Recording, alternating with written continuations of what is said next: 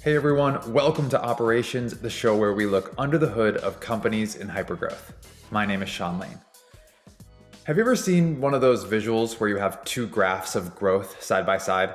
The one on the left is a perfectly straight line depicting what we think growth looks like, and the one on the right is a bunch of squiggly lines with peaks and valleys of what growth actually looks like.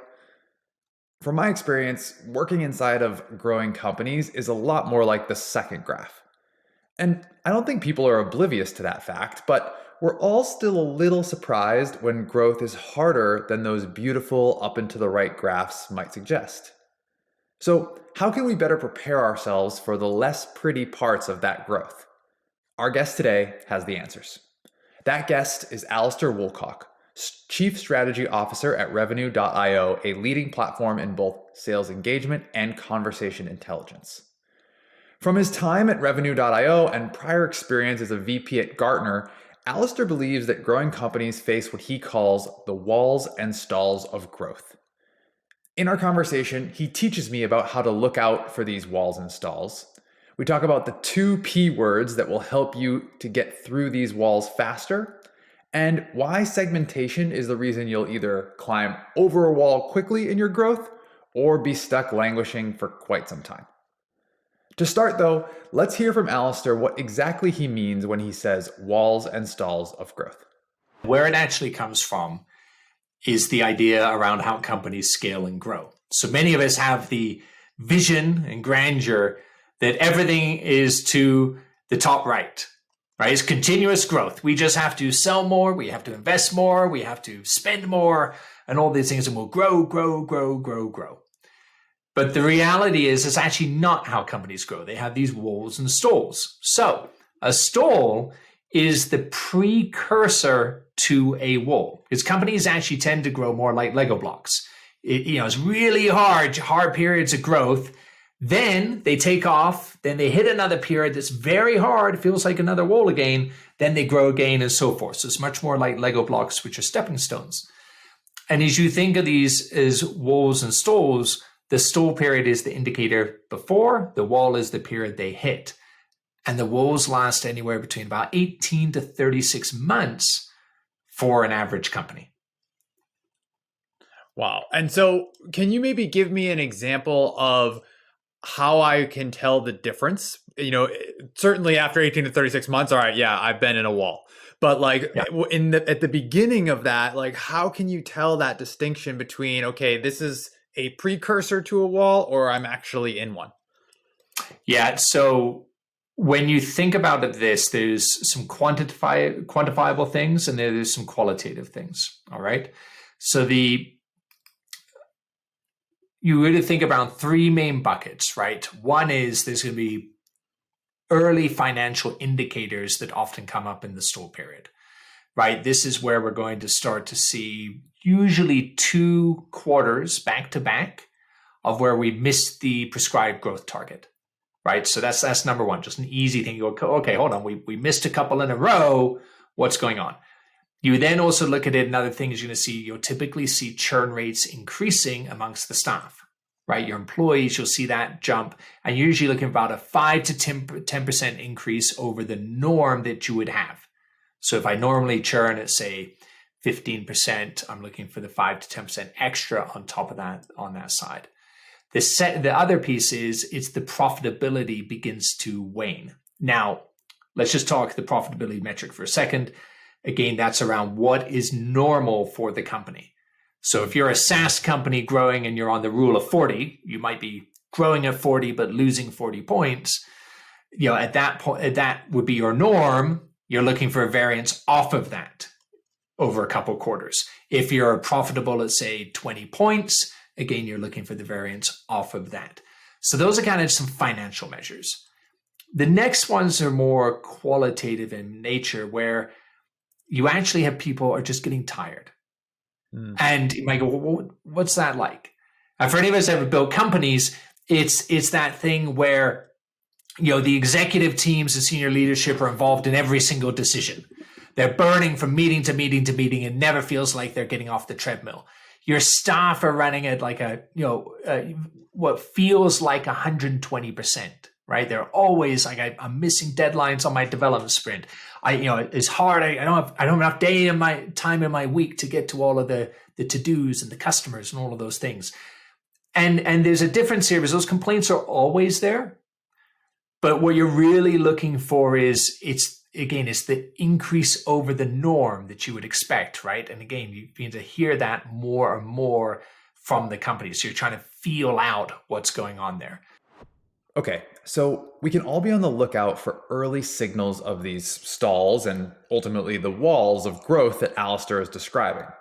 If you've got abnormally low attainment versus your targets, sizable hits to churn, drops in your profitability. By the way, if you're Googling when Alastair just mentioned the rule of 40, let me save you the trouble so you can get back to cooking your dinner or walking your dog or whatever you're doing. The rule of 40 is a SaaS measurement that compares your revenue growth to your profitability. So if you're growing at 20% and you have a profit margin of 20%, add those two together and congrats, you're a healthy SaaS company. I can visualize these Lego building blocks that Alastair is describing here. So I was curious if there are typical moments in a company's maturity where those walls and stalls typically show up. Turns out there are. Usually your first period is around 0 to 5 million. Pretty good, right? That's the basic stage where you think somebody they've got a beyond the MVP, they're in market, early stage of development, all of those things happening, largely founder-led, hero-led type of growth inside an organization. So we call it, that's the proof of concept stage you're moving on from. Right after that, in the 5 to 10 million range is where you tend to see the first wall. And you might go, why there? Because you've hit the scale point where the hero of a few key personalities actually can't scale the company anymore. And so you're now making your next round of key hires. And often we miss the first go around, right? It's actually very hard. We often, we think these are going to be great people. Mm-hmm. Sales is the classic example. It's where people begin to invest in sales, usually as an organization, and they often go out and try to headhunt the biggest name, the biggest mover they can in the business. That person comes from usually a big entity, and they're all excited to come into this fast growth SaaS company, got equity, got all these things. And then they realize, hold on, there aren't all the things I'm used to in building these teams, right? And they fall apart. So that's where you tend to see the sales and marketing side really create that wall in the 5 to 10 million.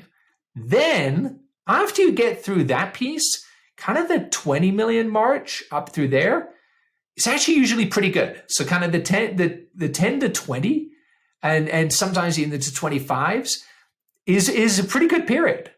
It's exciting because you have figured out sales and marketing. You have figured out that. You're going to start to add alliances. You're going to do some other things. You don't need to stretch into too many new business lines and too many products because you've proven it. And right now you're just trying to accelerate getting what you have to the market. After that is where you see then what we call the second wall kick in. And this happens around anywhere from high 20s and beyond often, some very typically around 50. And this is a funny one because I always used to present and talk about this in front of different CEOs around the world, many of founder CEOs. And this is the period where the executive team that often built the company is actually life cycled out.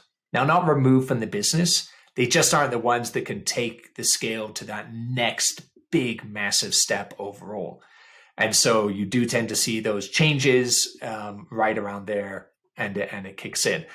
The other piece that creeps in is what we call the P word.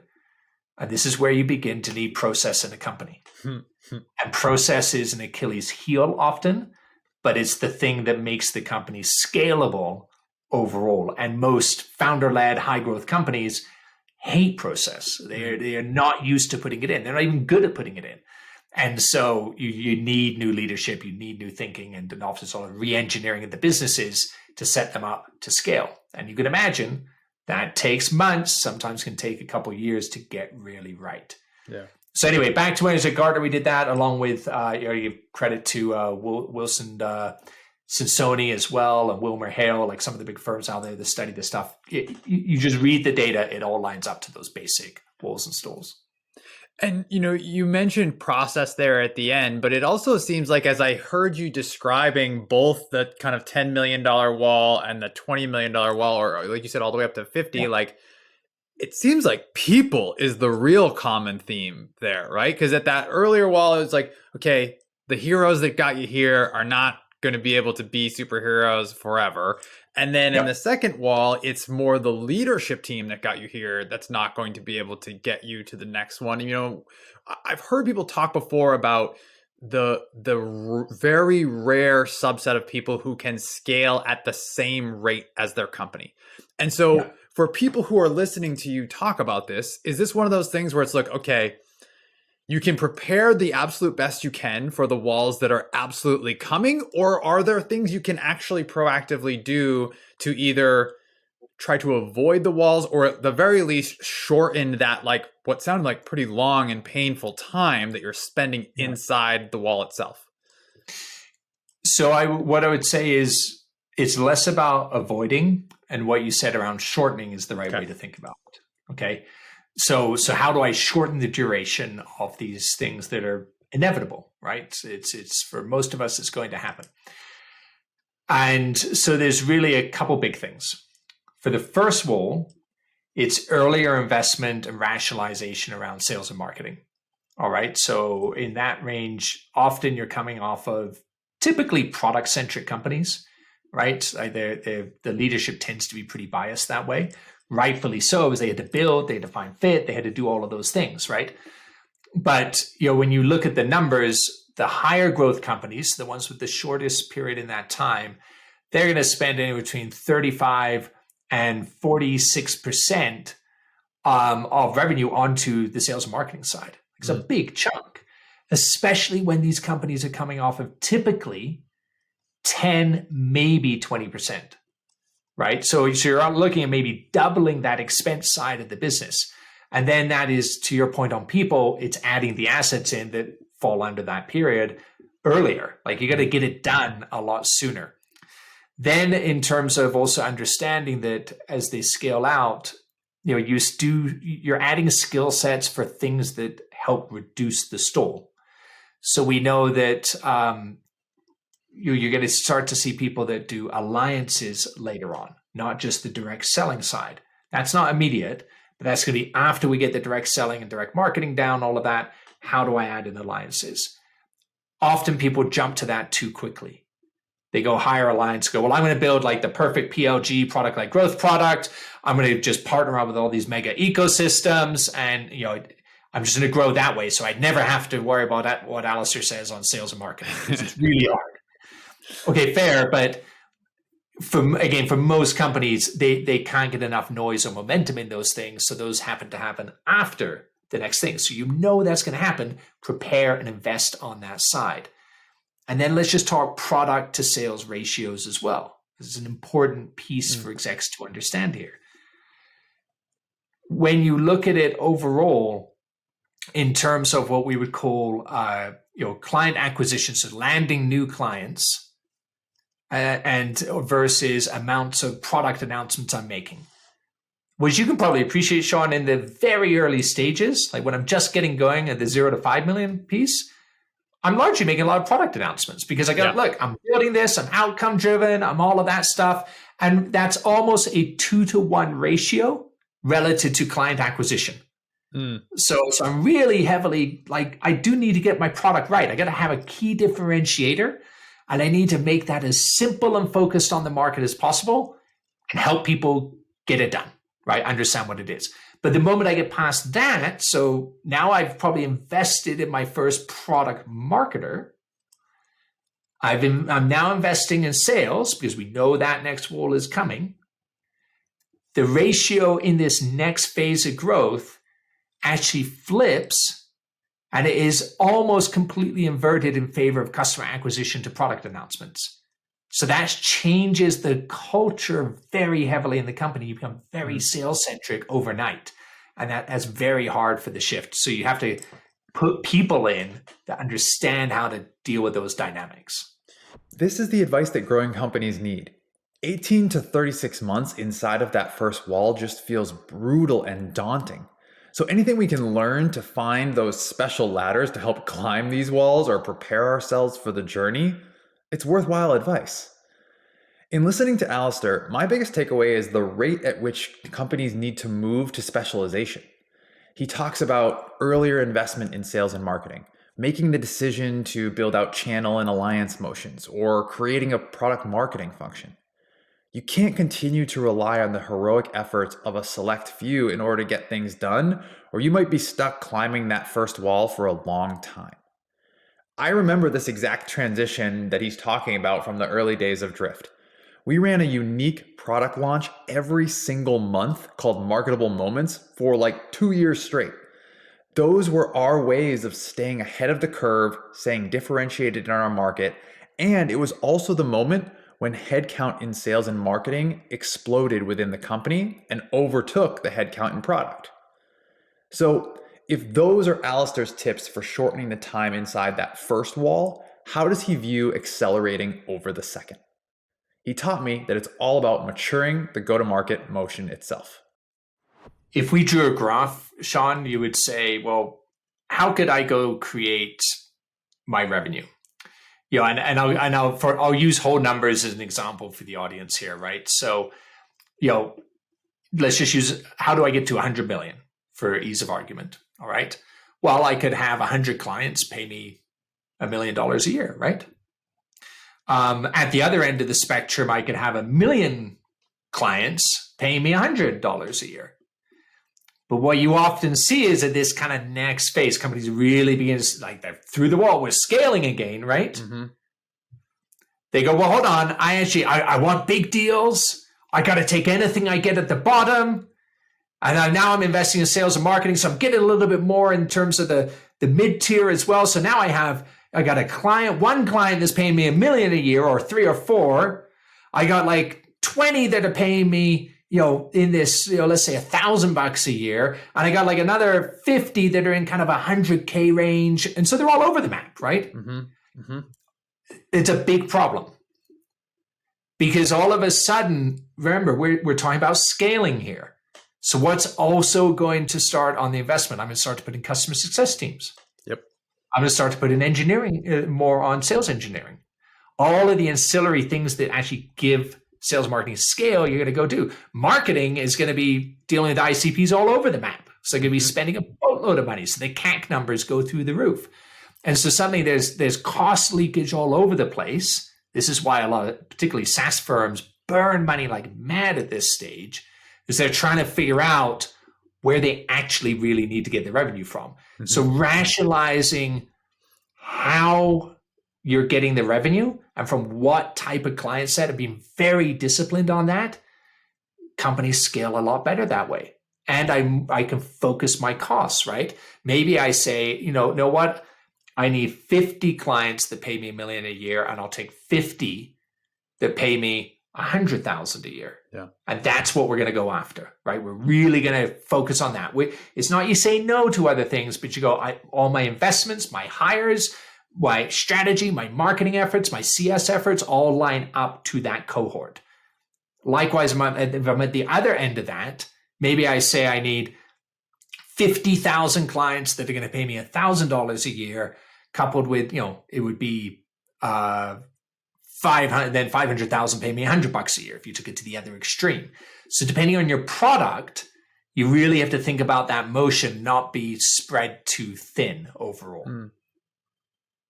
And I'm curious, both from your experience at Revenue.io, but also, as you mentioned, from your Gartner time, that kind of messy middle that you're describing of like figuring out your segments, where you're going to place your bets. Like, I could totally see, going back to how you kind of started us off, that either if you are indecisive or if you are trying to be all things for everybody, I can totally see how that wall period just gets longer and longer and longer because you're trying to play in all these spaces. And so from your experience, how have you seen folks be able to either be more decisive or rationalize that, new segment they're breaking into or the segment that they're moving away from in a more accelerated way? Well, you're using the right words. Segmentation is key. And I always say to people, like, look, whatever you think your segmentation strategy is, cut it in half and twice again, right? Like it really should feel very narrow. It's one of the great ironies of scaling businesses.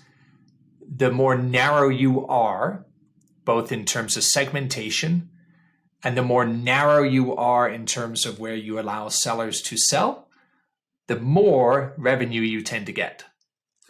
And when you say the more narrow you are, I'm guessing you're not just talking about, an employee range of companies that you're selling to in the market, but there's also some maybe like other firmographic components or other things that you're using there to distill that down to be the center of the target. Is that right? Oh, yeah, absolutely. The firmographic, the technographic profiles of what are going in there, and understanding how your selling approach fits into that user profile is really important. So let me give you another example, and I'm going to break this into 3 go-to-market buckets to help us with our segmentation. Okay. So on the first hand, you would say, all right, well, I'm going to be probably a fairly consumer-orientated type product. And examples of this would be the Zooms of the world, Slacks of the world, or Dropbox of the world.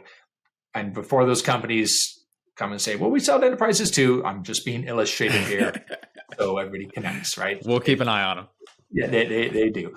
But in this, I'm really trying to build a product that was spread from user to user via viral motions or via PLG motions, something like that, right? Like that's essentially what I'm going to do, or social.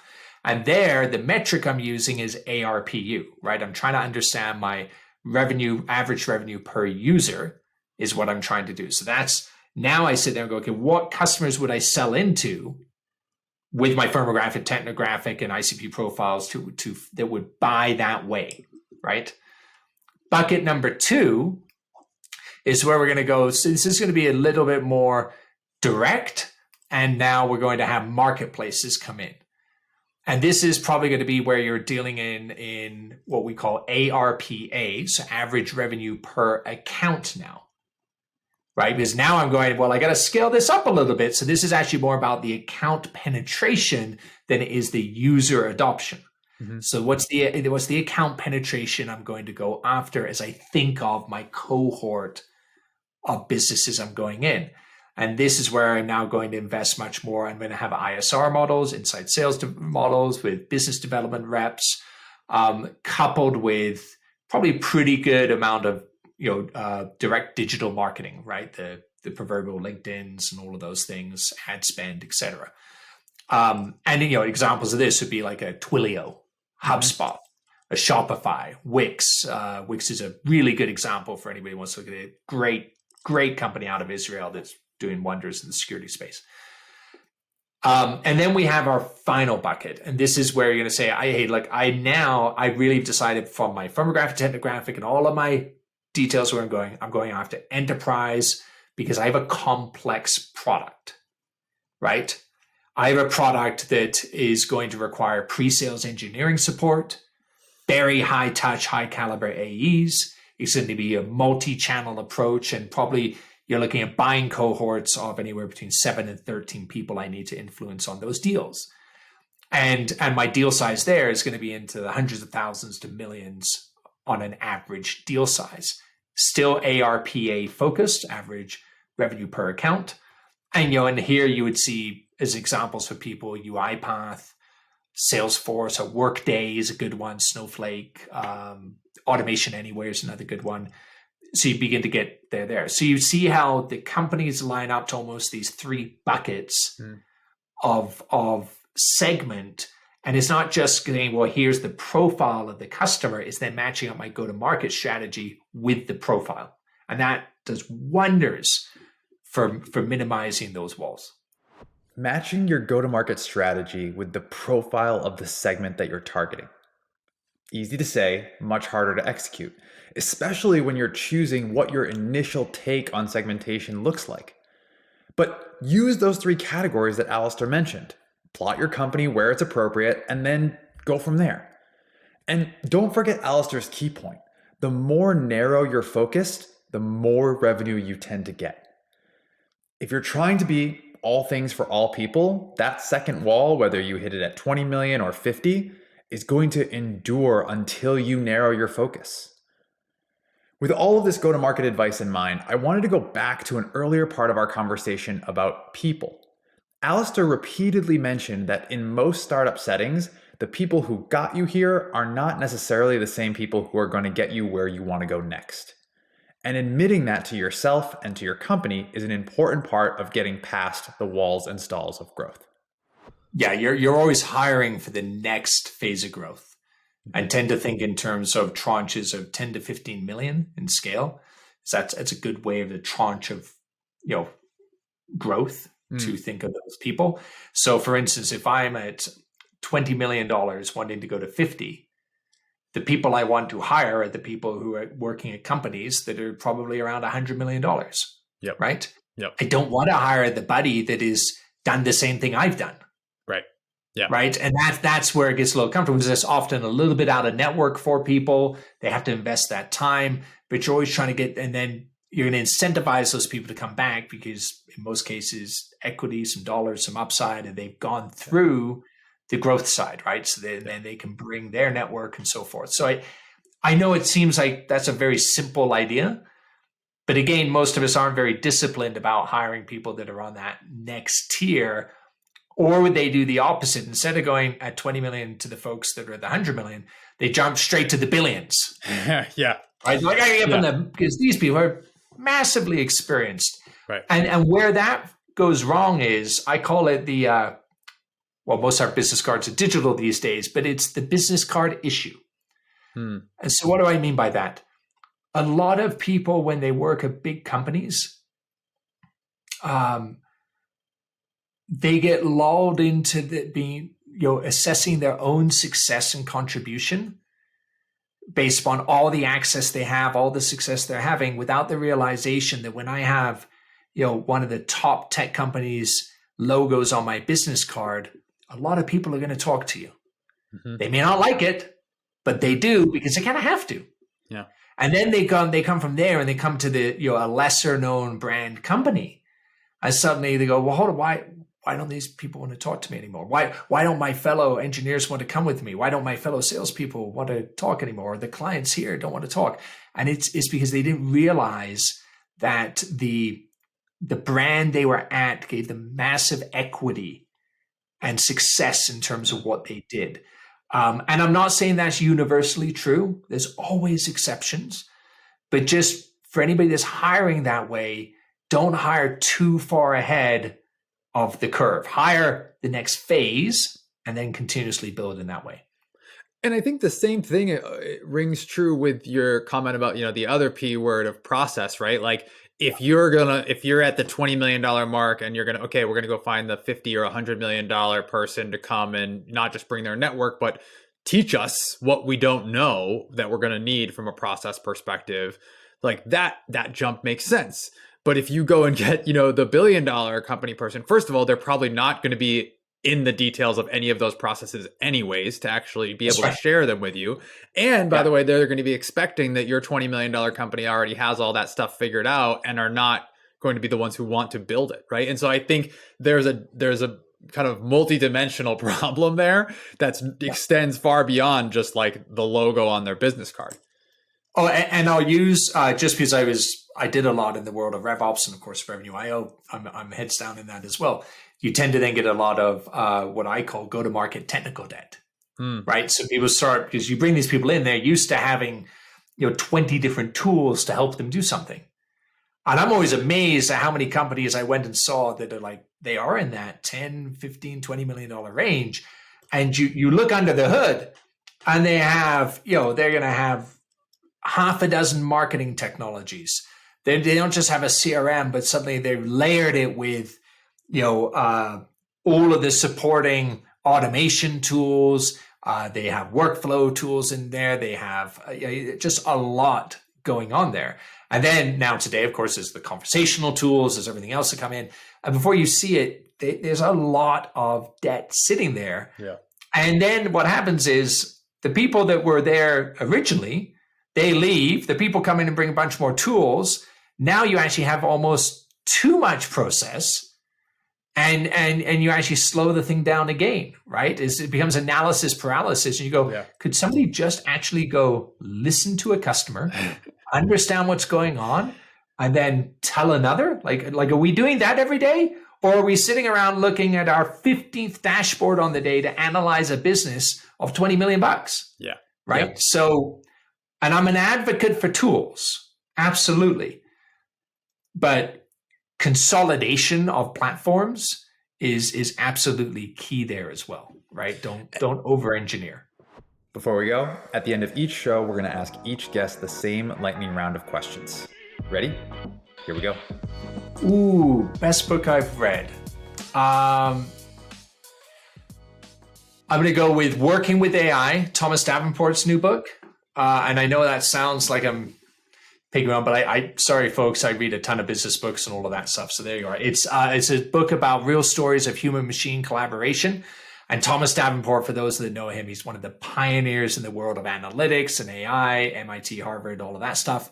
And I love it because in that book, from Morgan Stanley to Chow now, it just goes through literal use cases of how AI has augmented humans all the way through. So I love the real world practicality of seeing AI actually do something.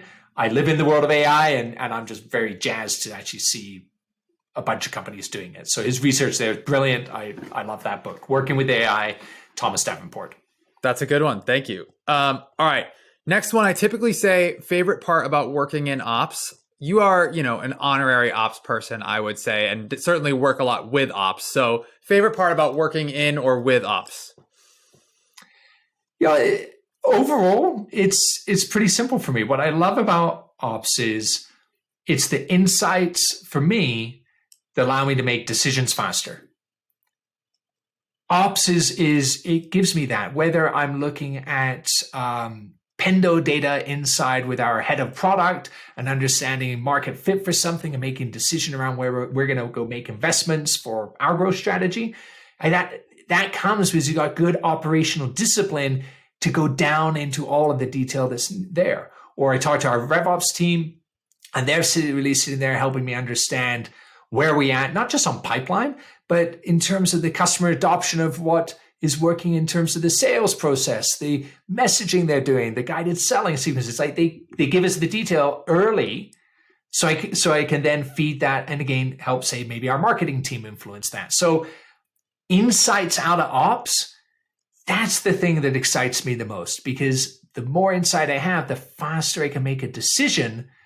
And the decisions and making clarity on decision, the speed of decision is one of the keys to growing. All right, flip side of that, least favorite part about working with ops? It is, I suppose the exact inverse of that, where at times you have to really help people, it sounds cliche, Sean, but see the forest for the trees, right? It's very easy to get into over-engineering of operations, rightfully so, because ops is often concerned about risk, concerned about compliance, concerned about actually scale. And it's a very hard line you have to walk sometimes of just enough process. Mm. And that just enough mantra is not what most ops people love to hear. Someone who impacted you getting to the job you have today? There's several. Probably the one that influenced me most, the guy that gave me the break in my industry to come in. His name is Dan Sotil, and a wonderful man. And unfortunately, he passed away tragically several years ago at a fairly young age. But his best advice that I love, he always just say, look, Alastair, don't just dream bigger. Absolutely love that mantra. He was a phenomenal person. For any of you who ever read the book Multipliers, I was like a case study on a multiplier personality. Absolutely phenomenal man. Now he passed away, so I'm going to give you one living as well. Yeah, I gave you a shout out to Andrew Bentley. Andrew Bentley was somebody that helped bring Microsoft into Western Canada many, many years ago. And I know I'm rambling on. This is like an Oscar speech here, so pull me up. These people deserve it. Rishi Sood at Gartner, like that guy, he took that business from a completely different trajectory, and he is a phenomenal person. Anybody that gets a chance to connect with Rishi Sood at Gartner, you should. The guy is a visionary, a pioneer on scaling, and one of the smartest people I know. That's great. All right, last one. It's your turn now for the advice. One piece of advice for people who want to have your job someday. As you're thinking about building a business, you're thinking about scaling, be relentless about asking yourself and thinking through this logic flow. People don't work with other people. They don't work with products. Differentiation doesn't come from showing how different you are. But it actually comes from helping somebody do something differently. And so whether you're talking ops, whether you're talking go to market, any of these functions, ask yourself not just how I could show I'm different as an ops person. How can I show my company to do something differently that's going to help them scale? And I don't care if you are brand new in your career or you're 23 years in and an executive. Every day ask that, and my part 2 of that is be relentlessly close to your customers. Always be close to the customer. And John Chambers, the famous CEO and former chairman of Cisco, at the peak of Cisco, that man made sure he had no more than 6 layers between him and a customer at any given time. And he met with the customers every single week. Wow. If he can do it, all of us can do it. Thanks so much to Alastair and the entire team at Revenue.io for this week's episode. If you like what you heard, make sure you're subscribed to our show. A new episode comes out every other Friday. And also, if you learned something from Alastair today or from any of our episodes, please leave us a review on Apple Podcasts or wherever you get your podcasts. It really helps people to find the show. All right, that's going to do it for me. Thanks so much for listening. We'll see you next time.